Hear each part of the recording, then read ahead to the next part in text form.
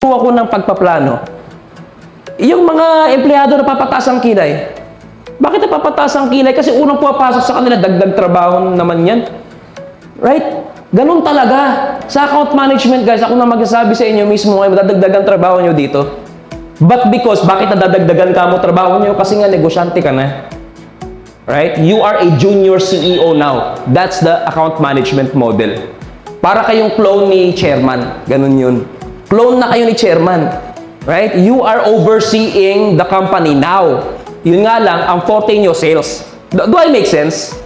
So, importante, kahit tanongin nyo si chairman, chairman, nagpaplano ka ba? Sigurado. Hindi naman puro siguro hula-hula lang siya.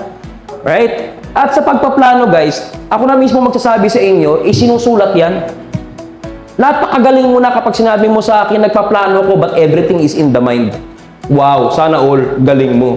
Right? Eh, ang problema, ako, si Myron Santana, hindi ako ganyan eh. Right? Visual learner ako eh, visual worker ako eh. What do I mean by that? When I plan, I write down my plan. Dapat kayo ganun din.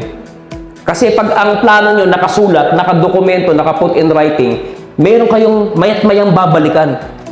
Nagsimula na ba ako sa plano ko? Nasaan na ako sa plano ko? Step 2, step 3 na ba ako? Patapos na ba ako sa plano ko? Ganon. So, tuturuan ko kayo kung paano mag-account planning as an account manager. So, ang mga aspeto niyan, ayan. You must think of and write down your objective. Yan. Kahit ka sa simple pag-attend lang ng interview, may objective ka eh. Ano objective mo? Ma-convince yung, yung interviewer na ipasa ako. Kasi kailangan ko ng trabaho eh. Alright? Eh, paano nga? I-exage ko lang ng konti. Paano kung mauntog ka? Sabi mo, it's all in the mind. Lahat ng mga taktika mo, nakalimutan mo na. Nung nauntog ka, wala na.